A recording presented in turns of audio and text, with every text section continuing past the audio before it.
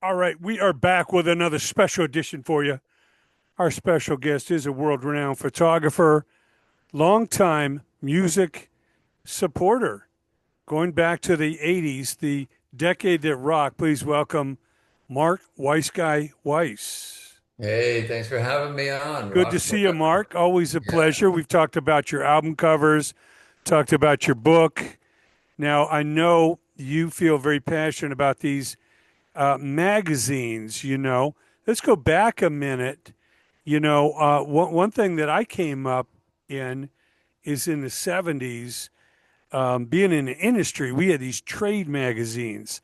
And a lot of people don't know, Billboard had a very strong rival. Matter of fact, Cashbox magazine was once even more powerful than Billboard. If you read the history of the Beatles, they knew they made it in America when they went number one in Cashbox, a couple weeks ahead of Billboard. But you had Cashbox, Billboard, and Record World. And that led, of course, to the consolidation. Billboard has become the VHS, Cashbox became the Beta. But on the consumer side, teen magazines go way, way back. 50s, you had the Elvis and the Teen Idols and all that. 60s, of course, the Beatles and, all the teen magazines, which I know you're familiar with some of those publishers. But as we get into rock, primarily in the 70s, you had Cream magazine, you had Circus magazine, you had Hit Parader, and then, of course, Larry Flint launched Rip and Rock Pages and Metal Edge. Talk about your beginnings as a consumer, as a fan. What were the first rock magazines you picked up? Probably rock scene in the 70s. It was kind of like a New York Uh fan-based huh. magazine that was Was that pretty Lisa cool. Robinson and people like that? Yeah, Lisa Robinson, Bob Gruen, the photographer, was had a big part of it, Okay. and Mick Rock, and a lot of but it was a lot of New York, a lot of underground stuff. Ramones, Sex Pistols, The The Stones, Dolls. Zeppelin. Kiss. Right. But then the magazines that really hit nationally was a Circus. So that was the big one for me. So Circus magazine. My brother was 2 years older than me. He had a subscription to Circus. So I always like, grab it after, they were like laying around and I would read the Circus magazine. So that one was the one that really did it. There was that had that nice cover, full picture, kind of like Rolling Uh Stone huh. type. And The that was it. headlines. Yeah, and that was actually the first magazine I got published in nationally was Centerfold of Steven Tyler back in Is that right? 1978. Okay. Yeah. Yeah, I remember starting to read, of course, the original Rolling Stone when it was all music, 73, 74, 75.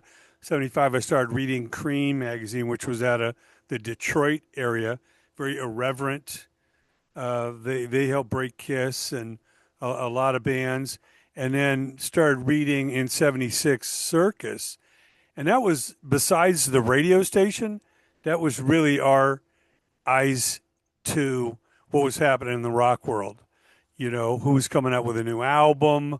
I mean, back then you could go into a record store and not even know there was a new album until you saw it in the bins. Like, oh shit, there's a new, Rolling Stones, or there's a new UFO, or whoever it may be. Um, but how archaic is that thought? Because it took a month to put the magazine together, weeks to get it to the stores. So by the time it was really read, in a sense, it was almost 2 months old. Yeah, it's true. Yeah, I remember dropping that picture off at the office, and it wasn't until like 2 or 3 months later.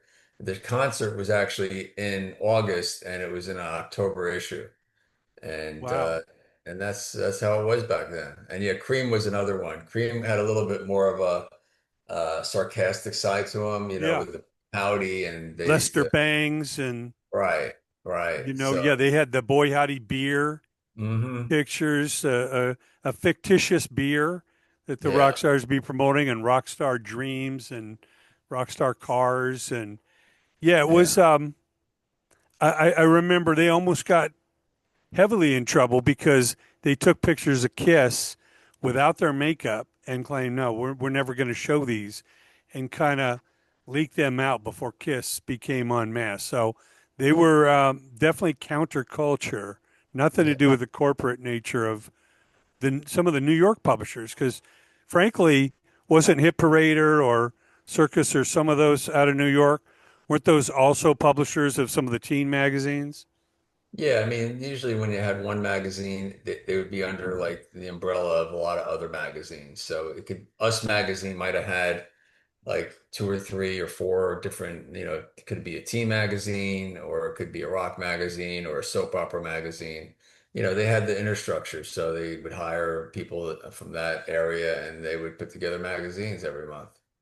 Yeah, it's kind of like if you made soda, soft drinks, you're going to make different flavors because you got the bottling company, you got the factory, the beverage, the distiller. You're gonna you're gonna make a teen, you're gonna make a rocker, you're gonna make different types of brands. So how exactly did you get that centerfold? Did you just walk in to the circus offices and pitch your photos? Well, actually, what I was doing for a couple of years, like from 75, 76, I was in 77, I was, sneaking my camera in at the time. I was only like 15, 16 years old, and I would like sneak in the first night and then sell my pictures out of my high school locker and in front of Madison Square Garden or Capitol Theater, Palladium, anything in the tri-state area. I would sell my pictures for $1 a piece. And I did that, just to make enough money to get some more film. Because back then there was film, it wasn't digital, so you had to buy a roll of film, get it processed, and it cost money. And so that's kind of what I did for a few years until 1977. I got arrested at a Kiss concert for doing it, and then I went to jail overnight and went into the paddy wagon and had to like talk in front of the judge and the whole deal. And that was no big deal. But then I was like, all right, do I really want to do this? Like now what am I going to do? So what I just so I what I when I came home, I saw the Circus magazine and it's like, my pictures are just as good as this. And so I looked in the masthead, I looked at the address. Uh-huh. It goes 57th Street. And I went to I got on the train and went to the office, knocked on the door, and the secretary kind of took a liking to me and got me an appointment with the art director. And he liked my photography. And then Jerry Rothberg, who is the publisher, owner of Circus, came in, gave me a little pep talk, and he told me what kind of different film to use, like Kodachrome, because of the colors and whatnot. And so when Aerosmith came around to Giant Stadium in that summer of '78, with Ted Nugent, Journey, Mahogany Rush, I stuck my camera in and took pictures and dropped them off at the circus office because I said, "Hey, I have some cool pictures of Aerosmith and Ted Nugent and Journey." They said, "Oh, just drop them off." Dropped them off, and then a couple months later, the secretary called me. He goes, "Go to the newsstand now. The Beatles are on the cover." October 1978 and check it out. So I, went and checked it out. I'm looking through each page, and I got to the centerfold, the biggest picture in there, and it was a picture of Steven Tyler with my little photo credit on the side. So that was the beginning. And then a year later, I ended up being the staff photographer for the magazine. And one of my first assignments was Van Halen in 1979, the following year. Wow. Incredible stuff. So that going back to that Kiss incident, what did they have guards see you with your camera on the floor and came and grabbed you or what? Uh, No, it was actually outside the venue. I didn't Oh, sell okay. You were pictures. I didn't sell selling pictures inside the venue. It was you were outside. selling the shots. Yeah. Okay. I got it. I'm thinking they grabbed you in the act while you were shooting, but it No, was I always managed to not get caught doing that. so you were Actually, you were in the roundup kind of with like the bootleg t-shirts and all those guys. yes, exactly. I was the only kid with everyone else had their t-shirts stuffed under their shirts, and here I have a bunch of 8x10s, that I'm Oh holding man. on to. And they basically said if you want your pictures back, you got to talk in front of the judge. And I'm like, just don't tell my parents, and I kind of moved on, and that's when I went to circus the next day. Wow, that's amazing. And of course, Circus had one of the biggest runs. Its competition was, I guess, Hit Parader and, Cream. Like I said, everybody kind of had their niche. Circus Yeah. definitely was seemed corporate, seemed, slick. Cream was like a little off the wall. And then here comes in the 80s, Larry Flint, known for Hustler. He had nothing but adult magazines, and he Wow. decides to give Lon Friend a chance to be the editor of this new edgy rock magazine. And they rode those waves of Metallica and Guns N' Roses Right. A little primarily. harder. Yeah. Yeah, it's about a But three. they also had Great White and Dawkins, so it was Yeah, a they had mix, you know. the full range. But if there were two bands that really they rode the wave, it was Metallica and Guns N' Right. Roses, no Yeah. question. I Yeah. was involved. I was involved with Cream and Rip on the advertising side, being a promotion man. All Always, I right. would I would bring in the full page ads from the labels Hmm. and stuff like that. Um, pretty interesting stuff. So now that brings us full circle. If you go into Barnes and Noble, which is kind of one of the last chains of bookstores, you used to have Borders and all sorts of independent. Of course, there are still independent bookstores, um, and some of the record stores have magazine racks. We have Amoeba Records out here in Hollywood and places like that. Um, but there is very few American publications. Pretty much, you have the stuff from England, classic rock, rock candy, Mojo, uncut stuff like that. So over the course of time, how many pictures do you think you licensed to the old school magazines? Oh, I couldn't even imagine like tens of thousands Oh probably. wow. Okay. Yeah, because I had my own photo agency and we distributed photos to all the teen mags, all the fan mags, Okay. and across the board and also overseas. So it was So you pretty much had publishers or art directors contacting you on a regular basis. We need yeah, this, definitely. and Yeah. this.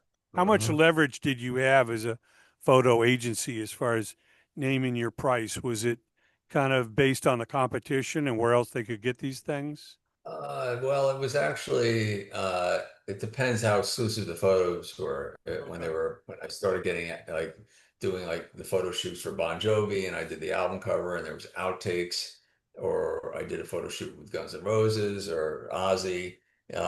It's the most exclusive when they first come out. So we would make deals with different magazines because they would want them Oh, to before be the other premiere?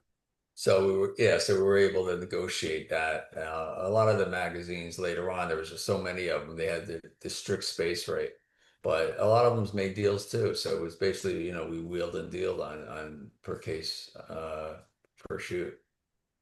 Was it all your photographs, or were you able to represent now other photographers? We represented other photographers, but Okay. it was through my relationships, and then we had a handful of other photographers that I worked with, and then there was a photo agency called Idols over in the UK with my friend Simon Kenton, who kind of represented and kind of handled that. Brought me out of America and into it. He made some really good deals, and that's when we started seeing a lot of money. Okay. So tell us about the gestation of the new magazine Rocked. At what point are you thinking, God, there's a niche people are missing? Just like they're nostalgic for these acts, there's nostalgic for the classic records. They're nostalgic for a glossy magazine with pictures of their favorite artists. Yeah. Well, it just really came very uh just came about through the Monsters of Rock cruise because I was doing these book signings on there for, about the last 5 years and my books, the Decade That Rocked, there were 6 pounds and I could only get a certain amount on the ship and they would sell out and they wanted more. So I thought like, hey, maybe why don't I do like a mini version or just do a magazine and get it printed locally and that's what we did. And so what we did maybe a year and a half ago on the Monster Rock cruise was to use all the grab photos from back in the day of all the photographs of all the bands that are performing on the ship. So they have like a lot of the bands from the 80s, like Tesla and Rat. and Sebastian Bach, and just all these bands that that are that I had pictures of. So Hmm. we kind of made my Mikkel Pellicone, who's the creative director designer. I asked her if she could help me, my girlfriend, and she whipped together this magazine in like 3 days, and we printed it out, and we got them on the ship, and they sold out. We printed like 100 or so, but they were just a straight pinup magazine in a centerfold, and with a little bit of copy. And then the following year, which was just a few months ago, when I went back again, we did it again with different artists. Obviously, whoever was on the ship is actually. So this was the first issue. So. It's Okay. so it's got all the So the artists on the top are the ones that were on the ship. all these artists. Okay. So there's 20 of them, and then we do my pinups, a little bit of copy. I think Ace was on that one, so we did a centerfold with Ace, Okay. just like the old days, and Slaughter was there, Right. and so it's just, and then the second issue, which we just did, we had Tesla on. And we also had Stephen Piercy, so I kind of did a dual cover. And Sebastian Bach was doing an art gallery show with Wentworth Gallery, so we put him as centerfold, and just some pinups. And so that was that. And then I was like, maybe we should let's try to take it a step further, because I didn't want to wait another year and do the same thing. So we thought, like, why don't we do something that's just pick an artist that I toured with and had a good relationship with, and some killer photos, and do a story about that, and do my kind of my memoirs about that artist. So what we did it with David Lee Roth. So this is the Okay. third issue. And also we started doing more writing. So I wrote like a little bit my experiences with them. And I even have a letter from when they hired me to do some pictures, and I talk about different things. We have fun facts, I throw some of my laminates on there and my photos. And we did that. And it's 84, the last, right before they broke up. So it's just my story. And then we have something like a flashback from Faces Magazine, where I did photos of Lita Ford, and Okay. this was the story that was in it. So it's like an interview from back in the day. And then on the opposite side of the magazine is going to be David Lee Roth from a show I just shot on his comeback out of retirement, which was at M3 a few months ago. So there's photographs from that show that's going to be on the other side. So it's going to be a dual cover. And basically, anyone that's in the front half of the magazine, so there'll be maybe 4 or 5 artists. Uh-huh. I'll have photographs from back in the day and interviews and things like that, some fun facts. And then on the back cover will be a recent photo on the cover of the same artist, and then also have the artist recent from recent days, that I just shot in the last year or so, of in up until the centerfold. So the branding of the magazine, our tagline is "Rock where past is present." So I'm just kind of just a little different approach to a magazine that I think is interesting, and people can collect them and hold on to them, and just really know what it's like have a magazine. Like a lot of the young kids, there are some magazines out there, but not as true as they were back in the day, where they can, like, rip their pinups out or Yeah. centerfold and put it on. So I go to the shows, like when I went to M3. There's people that are in their 50s and 60s that lived it when they were there, when they were like 14 or 15. And then there's kids now that are like, 20 years old or 25 or even younger. So it's given them a chance to experience what we experienced, of the opportunity to have a magazine, to take out your favorite artist and hang them on your walls, and just to see what it feels. Because, I do post pictures on social media, but it's not the same. It's like once you have it and once you post it, it's there, but it goes away pretty quick. And the magazine is something you hold on to, and it's a conversation piece. You have it at your house, and better yet, if they go the full step, they take the picture out and they hang it up on the wall, and then they make, their bedroom walls are filled with, pretty much rock photos. So that's kind of my concept of the magazine. And then also we're going to we have a website, rockmag.com, who Mikkel also did all the design and creation of that.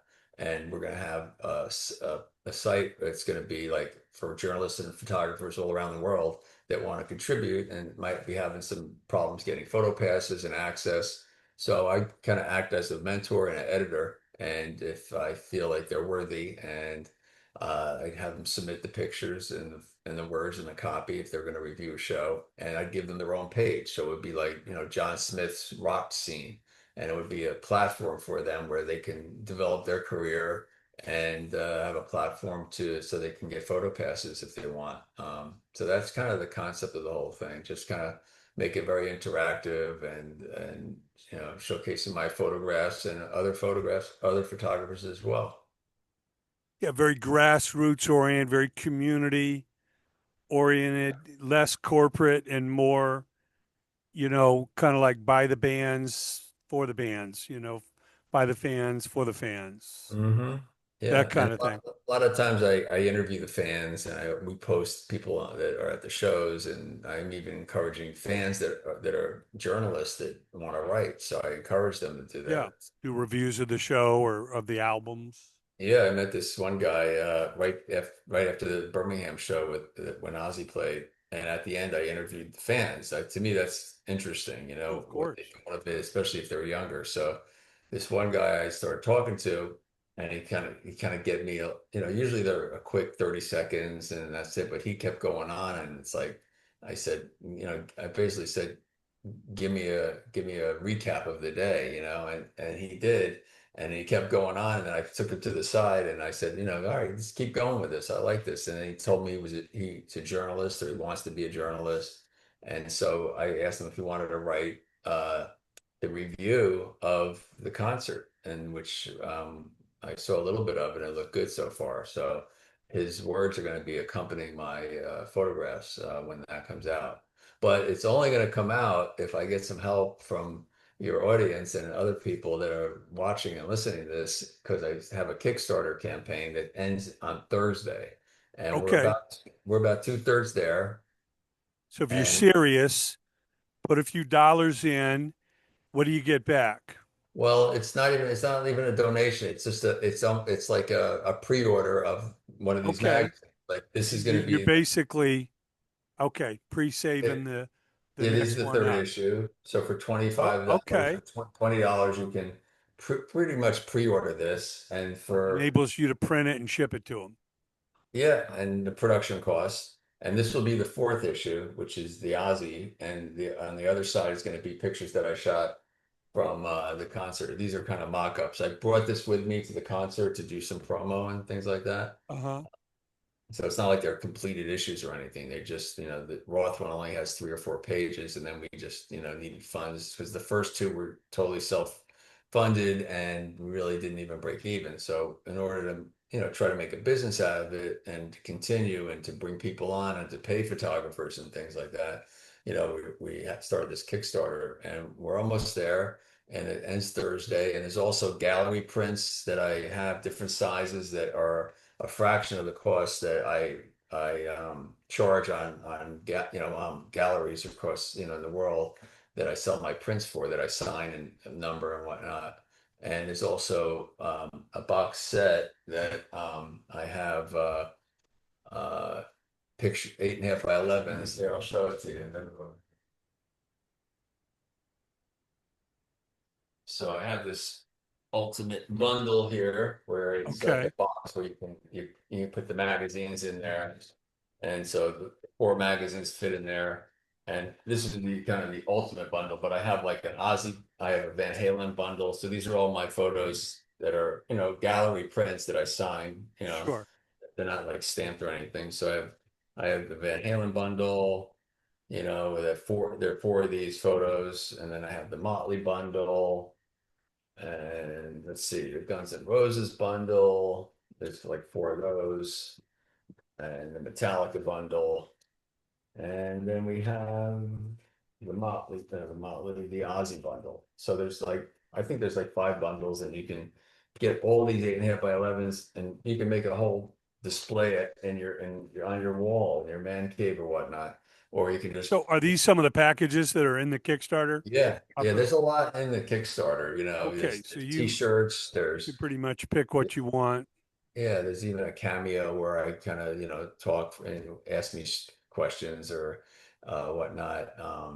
But yeah, there's a lot there. But the simplest one is just the magazine. I'm just looking for a little support. See if the fans want this, and if we don't make the goal by Thursday, then it's like everyone gets their money back if it doesn't make it. So, I'm really pushing hard that everyone helps out and sees the vision that I have in Mikkel. Yeah, well, it's certainly well needed. I mean, we used to just walk at the to the 7-Eleven or the grocery store or I mean, these rock magazines were everywhere. Now there's none. You got to go to a bookstore and then almost everything is from Europe. So it is well needed. And in the future, I know you go to markweiss.com to participate in the Kickstarter. Will it always be direct to fans, or do you have any other plans on how to distribute this? Well, that's it.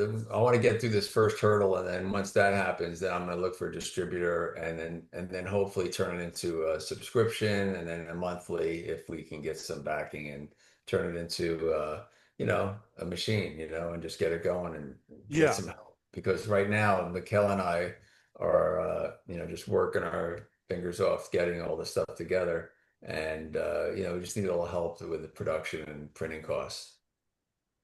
Well, understood. No, I remember back behind the scenes helping Flint, push Rip. They were publishing 100 magazines at the time. I mean, and they were taking huge risks. I mean, literally, even Rip became a risk at one point, and they cut it off. So Mhm. it's really it's a business, and printing costs, shipping costs, they've only gone up over the years. So it's Yeah. not an easy thing to do. So hats off to you. I know you have an amazing portfolio of photos over the years, and so many of these bands are gone, like Ozzy, like Kiss, like Aerosmith. So many of these bands are no longer touring or in some cases no longer alive. So it is a thing to support, and we appreciate all that you do. Again, it is markweiss.com. Go check it out. Get on the Kickstarter immediately. Push Mark and Mikkel over the edge. We need this as part of the society. It's physical goods. It's just like when we used to go to the record stores and couldn't wait to get that new CD and we'd line up to be the first one to get it, or vinyl and all that. We're hoping CDs do make a good return. It's a quality digital product. The internet is, I always say, it's the best thing and the worst thing that ever happened. Because it's not exactly made it easy for artists to make a living and artists to the record labels. I mean, the record labels literally had a cash cow. I mean, every week the stores were cashiers were ringing. Well, Mark, we can't thank you enough for joining us. We get the word out. Look forward Thank to touching base and following up and charting the course with you. We appreciate everything you've done in the past, and like I say, being a music promotion man and a historian myself, it's all we can do to celebrate the greatness of the past. And you're certainly a big part of that. You were part of the Thank US Festival. I was there. So many of these great events that were once in a lifetime. And what MarkWeiss.com. and one of the rewards is I have my book, The Decade That Rocked, and I, sign it and personalize it to you guys too. So Yeah. that Well, I that's know the you said it took 5 years to put that together and get yeah. that out. So All right. Well, this yeah, thanks everybody. And this is a yeah, lot more thanks. instant. Mark, it's a real pleasure. Thank you so much. All right. Thank you, brother.